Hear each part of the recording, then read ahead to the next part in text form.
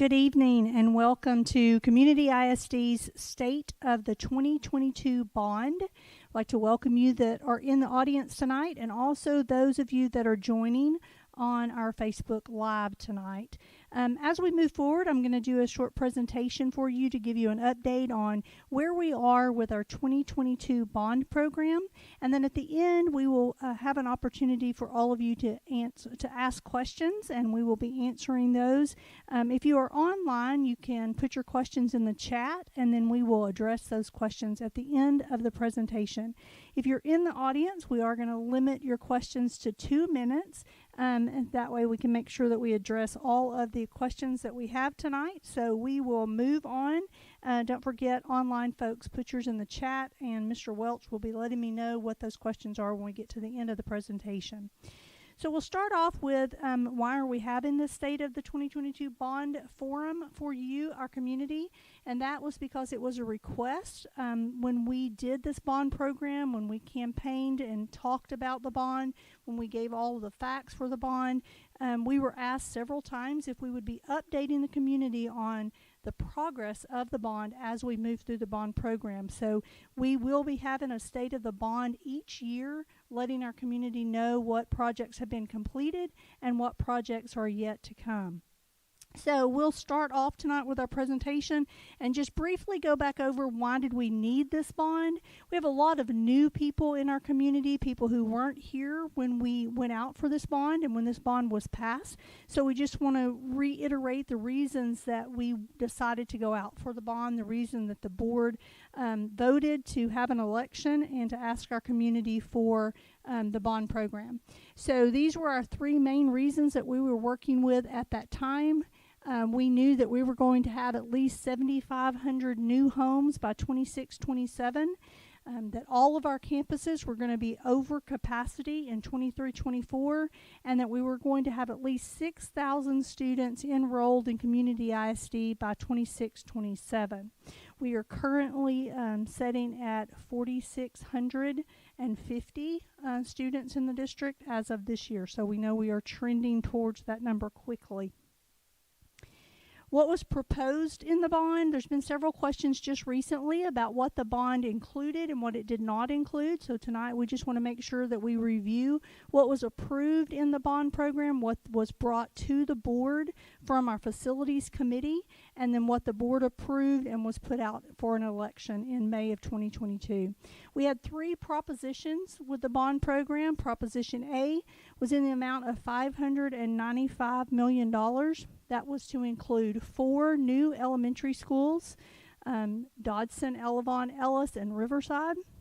We also had 2 new middle schools, number 2 and number 3, additions to the high school, a second academic wing to expand the cafeteria, additional CTE spaces to expand the gym, a 9th grade center or a third expansion of some sort for when we reached over 2,100 students in the high school, renovations to McClendon and Neesmith, renovations to Edge Middle School, a new ag facility, a new administration building, new support facilities, additions and renovations, additional land properties, and a project manager. Proposition B was in the amount of $19,338,000, and that was for stadium upgrades, a press box, restroom, seating, additional parking for our stadium. Proposition C was $35 million, and that was for a multi-purpose indoor facility, full-length field, locker rooms, and classrooms. What happened in the May 2022 election, for those of you who were not here in our community when that election took place? Proposition A, there were 974 votes for Proposition A, 641 votes against Proposition A. Proposition B, which was the stadium, there's 827 against, 772 for. Proposition C, 853 against, 751 for. And so Proposition A was the only proposition of the 3 that passed, and so the district moved forward with a $595 million approved bond program. Just a real quick brief review of how school finance works. As I went and presented the bond program over and over when we were talking about the bond, we talked a lot about buckets and how the buckets of money work from the state and from property taxes. And so the school basically has 2 buckets of money that we use for budgeting everything that we pay for. The M&O bucket is maintenance and operations, and that's kind of our daily budget, what we spend money on a daily basis. Approximately 75% of our M&O budget is salaries for our staff members. We've increased staff members, of course, as our numbers have continued to grow, and so most of our money on our M&O side goes to paying those people who work in our district. On the other side, the other bucket of money is our interest and sinking money. That's actually how we pay our debt payments. That money is separate, and we gain tax money for that with a separate rate. So those 2 things are separate, and we pay for only those things that are approved by a bond out of the INS bucket. Who sets the community ISD's tax rate? This was a question that came up a lot when we were doing the bond program, so I wanted to just quickly review this. The INS rate, that side that we're going to pay our debt with, is capped at a 50 cents per 100 valuation property value, and the district community ISD is at that 50 cents cap. The M&O rate is set by the Texas Education Agency, and it's been lowered by TEA over the last 3 years each year. It was also lowered again this year when we set our tax rate for this year. So there's a lot of confusion on tax rate and property value. The school district does not set the property value or evaluate anyone's home or property. All we do is set the actual rate, and we get that rate from the Texas Education Agency, and then our INS rate is set at the capped value of 50 cents. Just real quick, I wanted to see like where we were and where we've come because that was all the prediction at the time. I pulled this information from our second quarter report from our demographer so he could kind of keep us up to date with where we are this year in 2023. So in 2023, divided by our elementaries, currently we have Dodson Elementary, McClendon Elementary, Neesmith Elementary, and Roderick Elementary. These are looking at the annual home starts in each of these areas, each of these attendance zones. And so you will see that in Dodson, we've had 400 homes started in 2023 in the Dodson area, 244 in the Roderick area. Go ahead and you can move across there and see quarterly starts, annual closings, quarterly closings, and then under construction. But what I really want you to look at is on the far side of this chart to see the vacant development lots and then the future lots within those attendance zones. So in Dodson, there are 6,640 future lots that are planned and approved in that attendance zone. And then the 2,600 and 2,300, Neesmith has 147 future lots in that area. So there's a lot of growth still happening.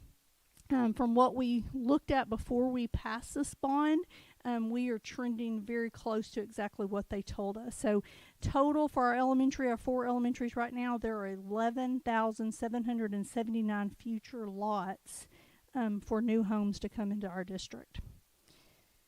This is a view of our district right now. It's changed over the last couple of years. You can identify some of the areas here are subdivisions. They are housing developments that are going in across the district. That's what the green and the yellow indicate. The green indicates an active subdivision. The yellow indicates a future subdivision. If there's a red block around that, it means that there are actually groundwork is underway or there's progress being done in that development. We currently have 26 actively building subdivisions, and we have 15 future subdivisions in the district. Of those, groundwork is underway on more than 2,300 lots with within 6 of the subdivisions. So there's a lot of things going on here. We're talking about in this area subdivisions that are coming into the district. Also let you know that we've got other things that are coming. We have 3 apartment complexes that are planned to come into our district. We have 3 small single-family rentable 1-bedroom and 2-bedroom detached homes.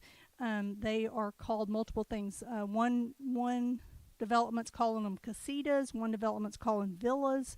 I think the other one's calling them cottages, but they're all the same thing. Each of those have from 200 to 300 of those rentable homes in those areas. The 3 apartment complexes and those 3 areas are things that we don't see show up on our developments and our subdivisions, but they will bring kids into our district, and they will also bring property value into our district. This is an area that we've looked at continuously. We continue to check this on a quarterly basis when we get this information from our demographer. We wait for this to kind of see what our plans are. This is how we've been staffing. This is how we've been budgeting in the district. So this is the latest. This is from quarter 2 of 2023. And as you'll notice at the bottom of 23-24, a district total, it says 4,684 students. That's a projected number for our district for October the 30th. So by the end of October, we are projected to have 4,684 students. We currently have 4,650 students, and so we are right there on that projected number. I think this is the closest we've been in the time that I've been here to that actual projected number. If you look out across this number, you'll see that by 2032-33, we are predicted to have 12,000 students in community ISD. So our goal as we look at this is try our best to stay out in front of some of this growth and make sure that we have all the needs of our students met as we move through this bond program. So what have we done so far? Sometimes when I think back to this, it's hard for me to believe it's just been a little over a year that we passed this bond, because we've done a lot of work over the last year. So I want to talk to you about what projects we've completed. We've kind of flown through about 40% of this bond in trying to meet the needs of our students in our district. And so some of the projects that have been completed, the first one we'll talk about briefly is Dodson Elementary. Dodson Elementary opened on the first day of this school year on August the 7th of 23. It has a capacity of 750 students, pre-K through 5th grade. It was named after Mary Lou Dodson, a former CISD educator. Dodson Elementary's design was the same design that we use at Roderick Elementary. We save on our design. We did a few tweaks to make sure we were meeting the needs and kind of evaluating what would make it better. But we used that same design and replicated it to save the district and create the consistency across the district for all of our students. This is a picture of Dodson, gives you a little better view of exactly what it looks like. Here's Dodson from the front. Beautiful campus, just like Roderick is a beautiful campus, has traits of the brave on the outside. We've been very pleased and excited about getting into this building in August. We had teachers ready in July to get in there, so we're excited about that. Another project that we've completed this year has been the McClendon Elementary Phase 1. McClendon and Neesmith have a 2-phase project that's going on during this bond program. And so we've completed Phase 1 and we're working on Phase 2. One of the challenges that we had while we were talking about this bond was the challenge of making sure that every student in Community ISD was proud of where they went to school and had a place that was a safe, learning environment that they could come to school and be successful in. And so we wanted to make sure that McClendon and Neesmith were brought up to the same standards that we were providing in these new buildings. So the completed project for McClendon Elementary in Phase 1 was redoing all of the floors, the walls, the bathrooms, the fixtures, really sprucing up and replacing some of the older things that we had in those buildings to provide the very best for our students. The awning in the front of McClendon and Neesmith were also added for protection. We've also changed up the entryway and the reception area for safety purposes so that the people in those offices can see people coming in, and there's a safety vestibule that they enter into without having access to our students. So we're very proud of that. I'll talk about Phase 2 in just a little bit. McClendon, of course, is one of our dual language campuses. It has a capacity of 750 students currently, pre-K through 5th grade. It was named after Carlene McClendon, a former CISD educator. This is a picture of the new awning on the outside of the building. It's been great, especially on some of those rainy or cold, windy days. And so we have really welcomed this addition to the front of that building. Any of you that have been in McClendon in the past and have not seen the changes that have taken in there will be very impressed with how things look now. Very clean, very new and shiny, and just a great environment for our students, a positive environment. It's brighter. Every time I walk in there, that's the feeling I get, a brighter place for our kids to come and learn. And so we're very excited about that. The library, of course, was redone as well. You can see the natural light coming in. It's a very nice space for our students to come to and be very proud of as we provide the very best for our kids. We've also completed the same type of project at Neesmith Elementary with their phase 1. The elementary that was the second elementary for this district was built in 2008. It has a capacity of 750 students, pre-K through 5th grade. It was named after Phyllis Neesmith, a CISD former educator. We're very proud to say we've done the same thing in Neesmith that we did in McClendon. We went in and redid all the floors, all of the walls. We did bathrooms and fixtures and really tried to make it look newer and fresher and brighter for our students. This is a picture of the new awning on the front of the building at Neesmith. This is one of the hallways. Those of you that have been there before probably saw a maroon and teal turquoise color palette that was in both of these campuses. That has now been changed, and it's all the blue and gold, true brave colors throughout the building. This is a library at Neesmith, and that sunlight coming in there as well. Very fresh and clean and bright for our students. Another project that we've completed so far with the bond is our bus lot, phase 1. This will have a second phase to it as we move forward. We are now running 28 plus routes, which just sounds crazy as we continue to grow the number of buses that we're having to run. We're running 28 routes for our elementary campuses and then 28 for our secondary campuses, plus a few more extra routes for some of our special programs and some of our other places that we transport students. And so we ran out of space to secure our buses and to park our buses and for our drivers to be able to get in and out of safely. And so we did take the former football field from Community ISD and converted that into phase 1 of our bus lot. Small building there is for where the keys and things will be handed out to the drivers in the mornings, and we're also going to add restroom facilities to that building. There's a picture of some of our buses there. We are currently using the old football stadium lights, but we're working on what new light poles will actually be in this area and how this will be lit and secure for our buses. So those are the projects that we have completed in this bond program. We also did, not included in here, we also did an upgrade to what used to be the old ag shop, I'm told, before I got here, and then it turned into a professional development center, and it is now called our Brave Center. And that area has been turned into our DAEP and our SEAS facility to service our students who need those programs. Currently, we have a couple of things under construction that we want you to be aware of. The first thing that's under construction is our McClendon Elementary Phase 2. As you can see in this picture, our Phase 2 is an addition to McClendon. It's an 8-classroom addition with some restrooms as well.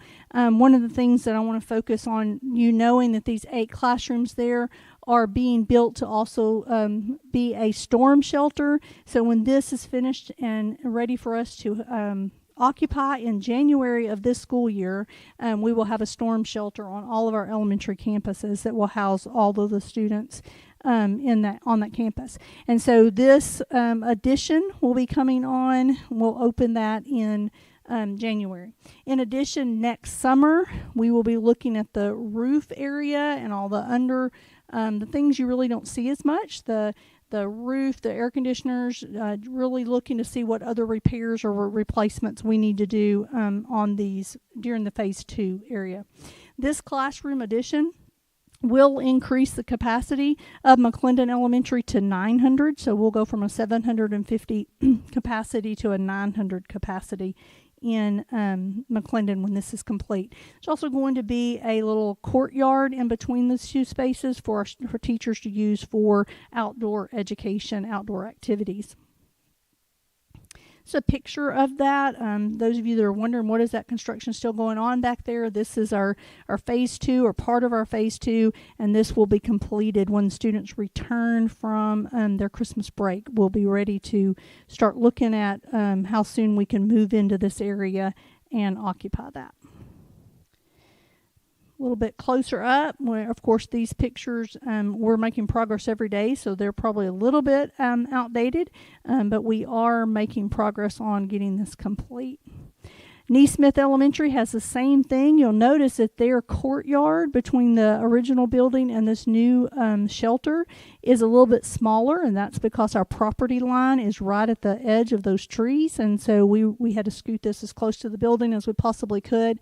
And so, but they will also get those 8 classrooms in there, restrooms, and the storm shelter that will move their capacity up as well.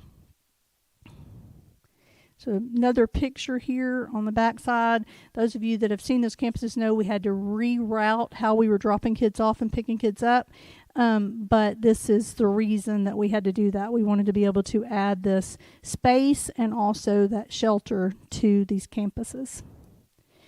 Under construction, we also have, very excited about having our Community Trails Middle School. Our Community Trails Middle School is just off of 483. It's on the same site as our Dodson Elementary campus that was just completed. So it's just adjacent to that campus on 483. And it is scheduled to open in August of 2024. It will serve 6th through 8th grade.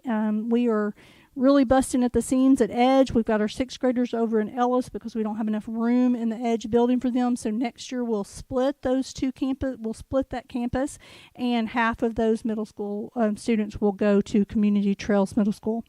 Those attendance zones won't be released until spring, and I know there's been lots of questions about why don't you just tell us? Why don't you show us, what those look like? And the reason that we're holding off on that is because the developments across the district happen at different rates, and what we say may produce kids today, another development may put more houses on the ground by April, and then that shifts where everybody will go to school.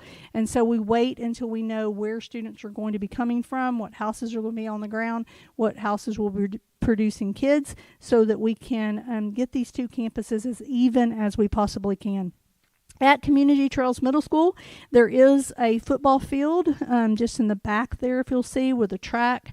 We also have a practice gym and a competition gym in this facility, along with CTE classes, library, classrooms, and a fine arts area, and CTE area. So very excited about this campus. It's going to be a beautiful campus. I think that we're going to be very proud of what this looks like when we get done.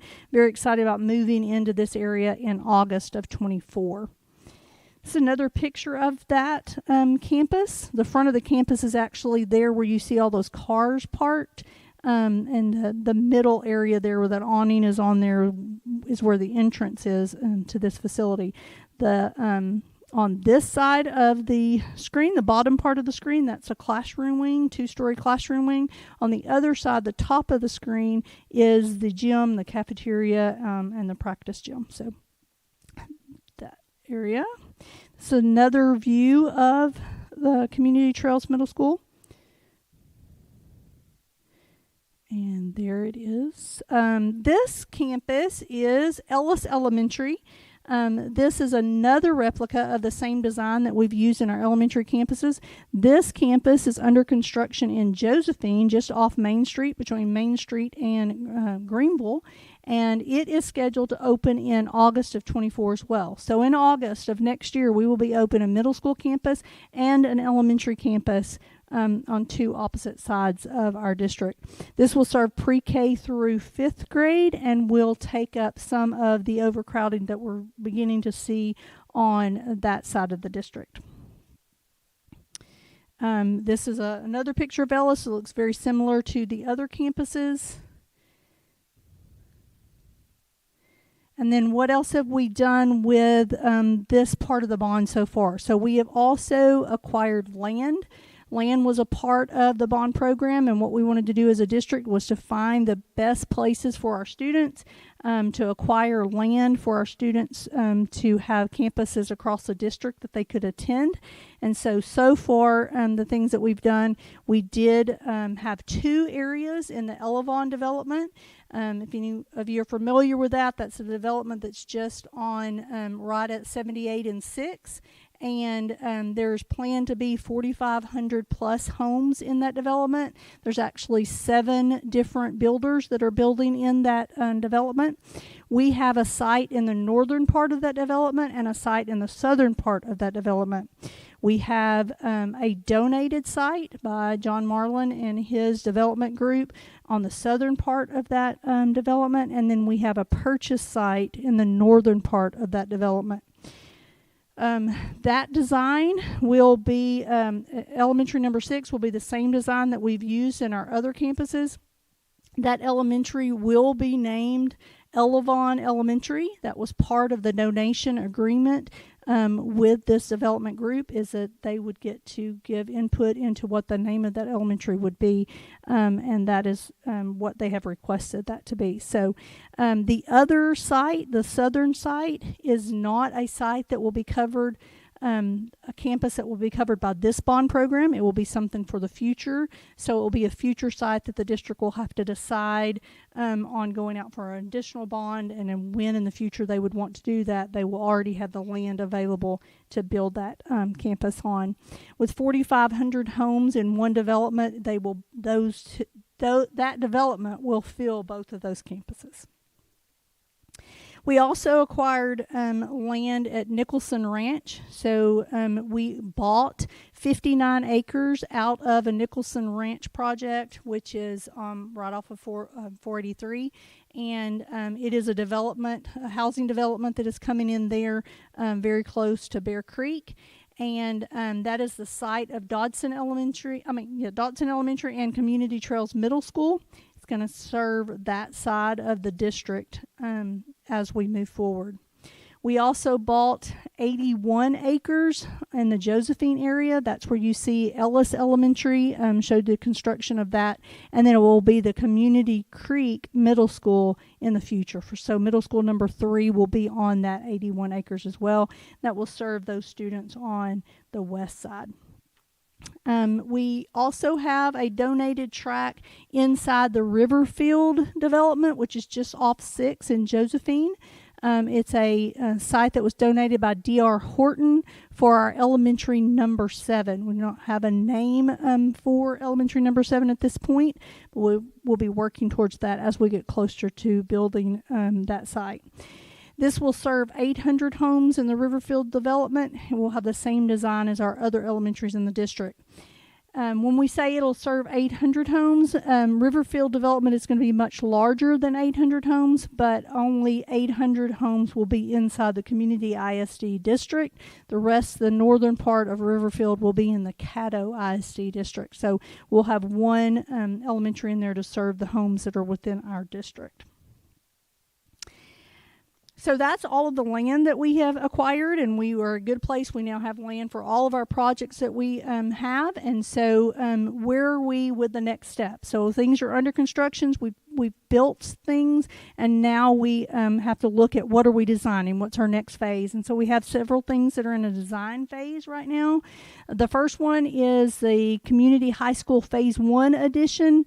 This is bringing our high school capacity up to 1,600. We're currently at an 1,100 student capacity, and we're right at, I think our number today was 1,197. So we're right at that 1,200 mark. So we're creeping up. So this project would get us up to that 1,600 capacity, allow us a little bit of space for a couple of years. It's scheduled to open in 2025. It will expand our cafeteria and our new classrooms. These are renderings of what it will look like. It will just be an extension of that classroom wing that will come down off the east side of the campus. Our cafeteria will be expanded. It will be moved out and just made a little bit larger to accommodate the students here. This is the inside rendering of what the cafeteria will look like, just a much longer area. We'll be redoing the stage area and the PA system. We'll also be adding restrooms into this area, much easier to monitor with those restrooms inside the cafeteria area. We also are designing at this point the Agriculture Science Center, our new ag barn. It is going to double the size of our current barn. It provides additional opportunities. It's going to be located closer to the high school campus, just beside our current CTE building that is there now. This is a rendering of what that ag barn is going to look like. This is the inside. We will actually have a small arena area where we can host jackpots and our students can practice showing their animals. And then we'll have stalls, of course, for the animals, hogs on one side, and then our sheep and goats, and then our cattle all separated throughout the barn. We are also designing at this point our Career and Technical Education Center. This is an additional building to be added to our CTE building that is currently there. It'll allow us to add new programs of study, and it will be a secure way for us to have public come in and interact. As we are doing different pathways that have public interaction with sales or with services, we want a secure place to be able to do that. So this will provide that as well. This is the outside of that building. It will be turned a little bit different than the current building that is there, but it will be attached to that current building. This is the back rendering of that building that we'll be adding on here. This is the inside. It will have an area that will be more like a store for the programs that are there, floral department. There'll be flowers there or other items that we'll be selling there. If you're coming to get your hair done in cosmetology or get something done with the auto, you'll come in this way to register and to make an appointment or see whoever you need to see.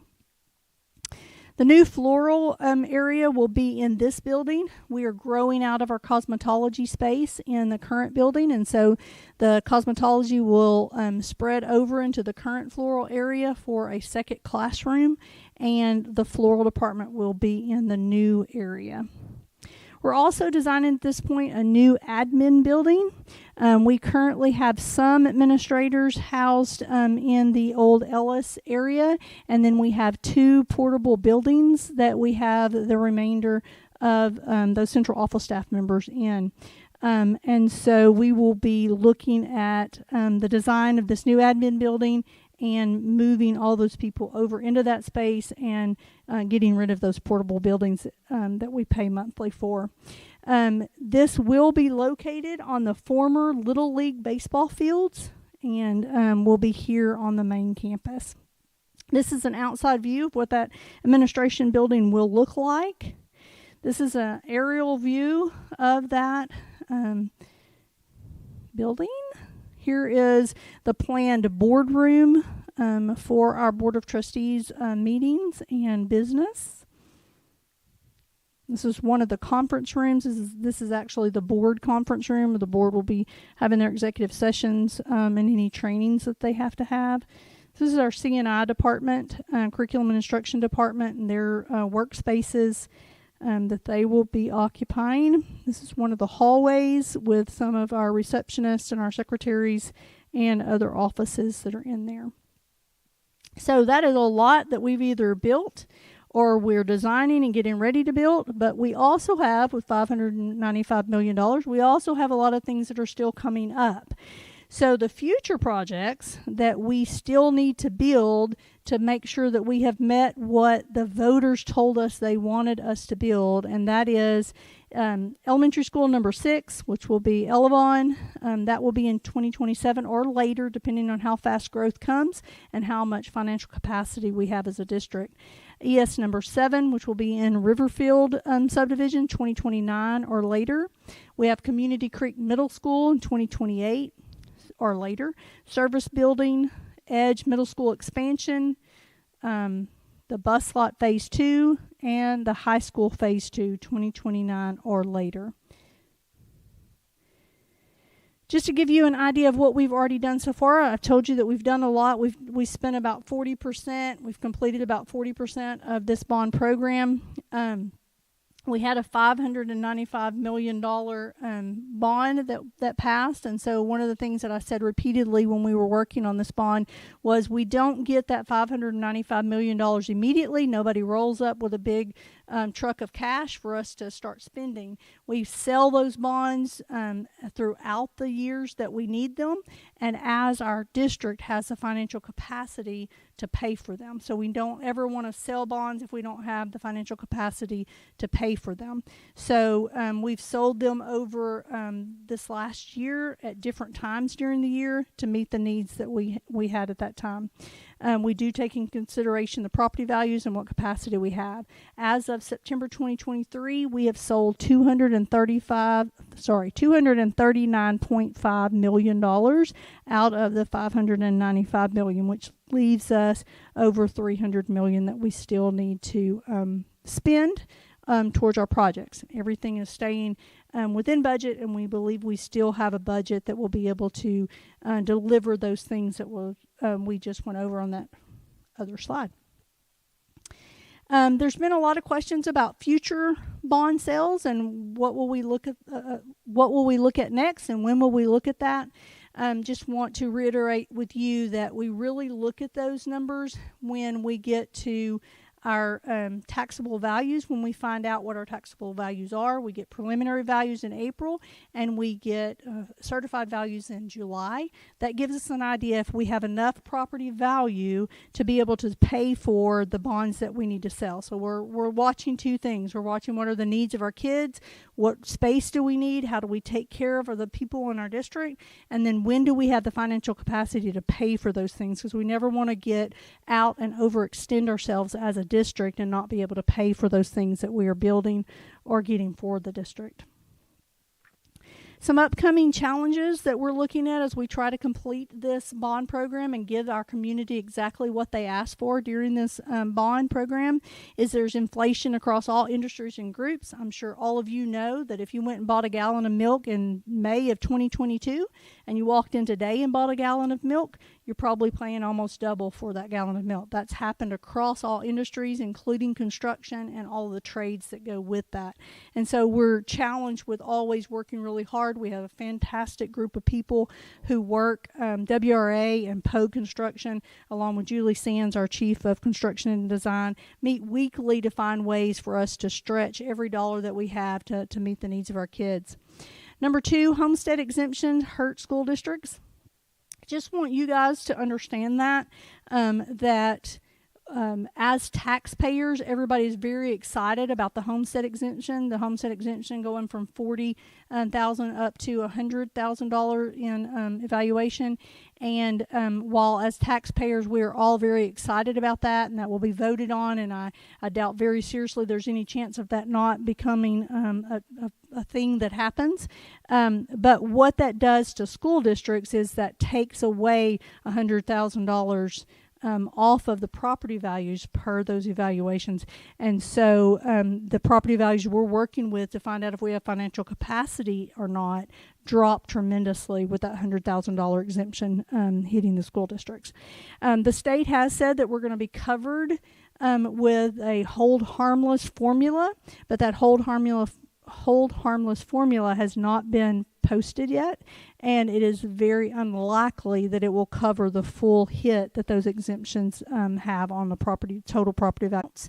And so when we will see our property values start to jump will be when we start to see those commercial properties come into our district.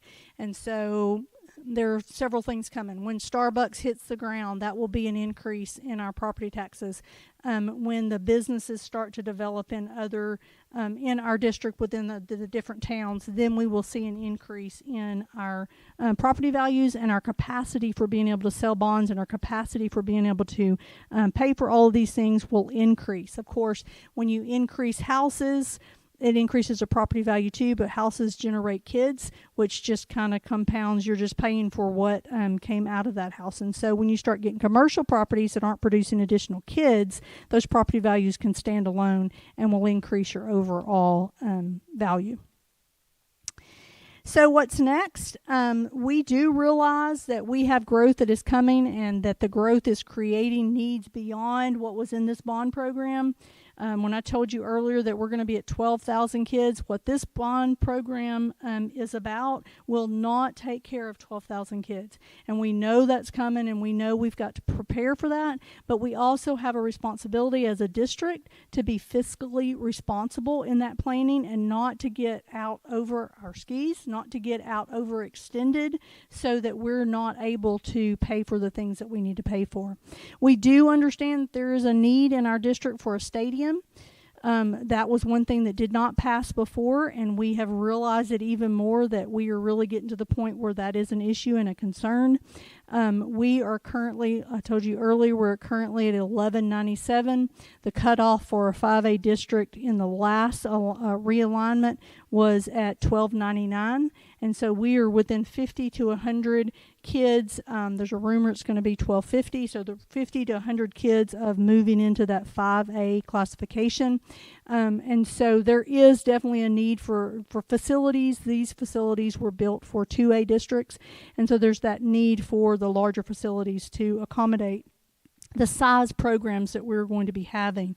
However, the board and the district are going to have to start exploring, how do we make that happen? How do we carefully watch our financial capacity? How do we make sure that we're putting campuses on the grounds and at the same time meeting the needs of those programs?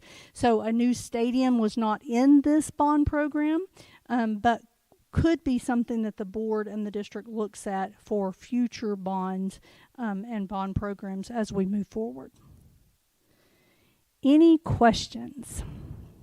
That was quick to me. Dr. Knowlton, while we wait and see if there's any questions in the audience, we do have two from social media. They are both from Patricia Peckham. First, she asked, will Edge get any upgrades, which you did cover that one, but if you'll go ahead and say again what the Edge upgrades are going to be. Yes. So Edge will be getting an addition that will also be a shelter. So we want to make sure that campus has a shelter built as well. So we make sure all of our campuses have shelters. That addition that will be a shelter will include additional classrooms. So we'll have that area that will be added to the Edge campus. And her second question was about Roderick. Whether or not and when the fields will be completed to where it can be used by the Pee Wee Leagues. Okay. The fields are complete at this point. We resodded and put in a sprinkler system into that area this summer because of the issues that we had with the dry soil and the cracking and the holes and those kind of things over there. So this summer we went in and had that totally redone and re-sodded that area. So it is ready, and I believe there is some discussion with the Pee Wee Association about using that site. So if she's not aware of that or doesn't have that information, tell her to get in touch with Mr. Heflin, and he can help direct her to wherever she needs to know to be able to use that. But we redid some fencing too, so that area would be outside the fence for the school, for the campus, and so she should be ready to go to use that. There are no other questions in the chat at this time. Okay. Anybody in the audience have a question for tonight?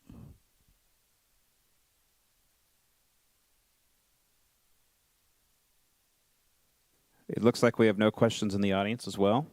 I think we'll give maybe one more minute for questions online. Okay. If you think of a question later on and you want to ask a question or you want more details, please email us or call us. We'll be happy to answer any questions. We want to be as transparent as possible on what we're doing with the bond, what we're completing, what we're planning. Our goal is to do everything we possibly can to get everything the community asks for in this bond